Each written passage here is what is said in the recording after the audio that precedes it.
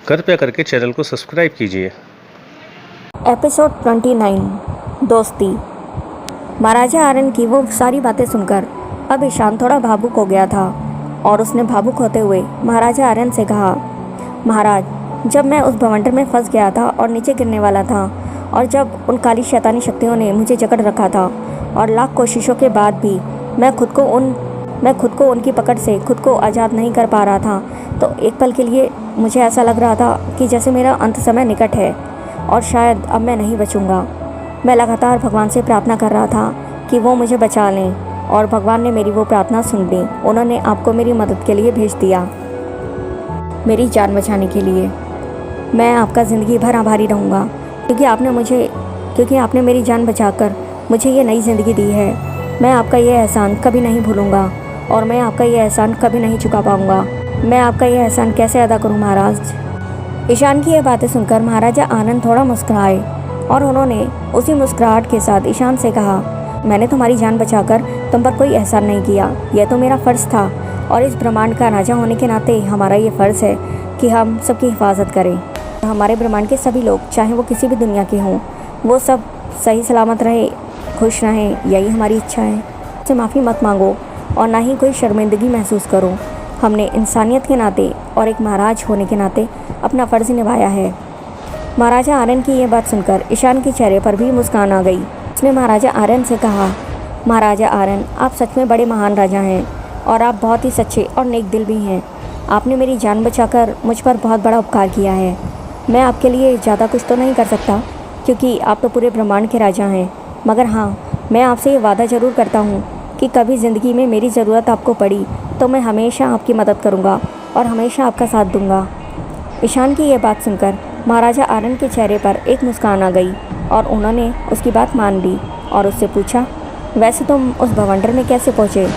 तब ईशान ने उन्हें बताया कि वो एक रिसर्च कर रहा है कि ब्रह्मांड में कौन कौन सी शक्तियाँ हैं और कौन कौन सी दुनिया हैं और उनसे कैसे खुद को कनेक्ट किया जा सकता है ताकि हम दूसरी दुनिया के लोगों से खुद को कनेक्ट कर सकें और ज़रूरत पड़ने पर हम उनकी मदद कर सकें और उनसे भी हम मदद पा सकें उनसे बात करके। तुमने कुछ गलत नहीं कहा और मैं तो बस यूं ही मुस्कुरा रहा था क्योंकि मुझे कुछ बात याद आ गई। महाराजा आर्यन की इस बात पर ईशान ने उनसे पूछा, कौन सी बात महाराज? फिर महाराजा आर्यन ने ईशान की तरफ देखते हुए कहा, मुझे ये बात याद आ गई कि सभी इंसान पूरी तरह एक जैसे भले ही ना हो, मगर उसमें कुछ क्वालिटीज़ ज़रूर एक जैसी होती हैं। महाराजा आर्यन की यह बात सुनकर ईशान को कुछ समझ तो नहीं आया। उसने फिर उनसे पूछा, क्वालिटीज़? मैं कुछ समझा नहीं महाराज। तब महाराजा आर्यन ने ईशान से कहा, क्वालिटीज़ मतलब सब इंसानों में यही क्वालिटीज़ होती है, सॉरी बोलना, माफ़ी मांगना, शर्मिंदा होना, किसी की मदद को एहसान समझना, वगैरह वगैरह। महाराजा आर्यन की इस बात पर ईशान ने कहा, जी महाराज, आप सही कह रहे हैं, यह तो हम लोगों की फितरत है।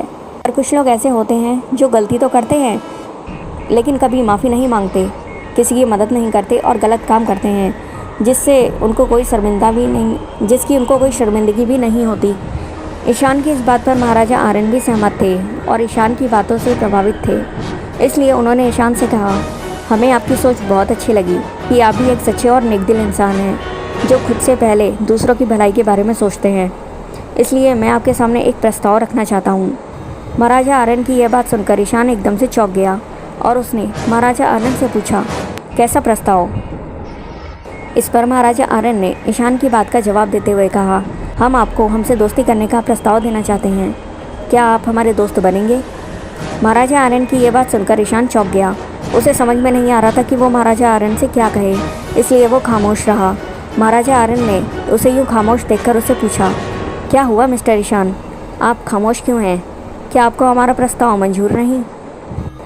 अब ईशान ज़्यादा देर खामोश नहीं रह सका, इसलिए उसने महाराजा आर्यन की बात का जवाब देते हुए कहा, नहीं महाराज, वो बात नहीं है। आप जैसे पूरे ब्रह्मांड के इतने बड़े महाराज का दोस्त बनना बहुत किस्मत की बात होगी। मगर ये कहकर ईशान रुक गया। तभी महाराजा आर्यन ने उससे पूछा, मगर क्या मिस्टर ईशान? ईशान आगे बोला कि महाराज, आप इतनी बड़ी सल्तनत के महाराजा हैं, ब्रह्मांड के सपनों की दुनिया के महाराज हैं और मैं एक मामूली इंसान हूँ। आप कहाँ और मैं कहाँ, फिर हम दोस्त कैसे बन सकते हैं? महाराजा आर्यन ईशान की इस बात को अब अच्छी तरह से समझ चुके थे, इसलिए उन्होंने ईशान से कहा, क्यों नहीं हो सकती हमारी दोस्ती और हम क्यों नहीं बन सकते दोस्त? क्या दोस्ती में हैसियत देखी जाती है क्या दोस्ती हैसियत देखकर की जाती है? क्या इंसान की अच्छाई, सच्चाई, दरियादिली, काबिलियत, हुनर, इंसान का दिल, उसकी आदत, उसके गुण क्या हैं, ये सब नहीं देखे जाते? और तुमने ये कैसे सोच लिया कि तुम कोई मामूली इंसान हो? तुम्हारी शक्ति और तुम्हारी ताकत तो मैंने उस बवंडर में ही देख ली थी, जब तुम उस बवंडर में उन काली शैतानी शक्तियों से मुकाबला कर रहे थे।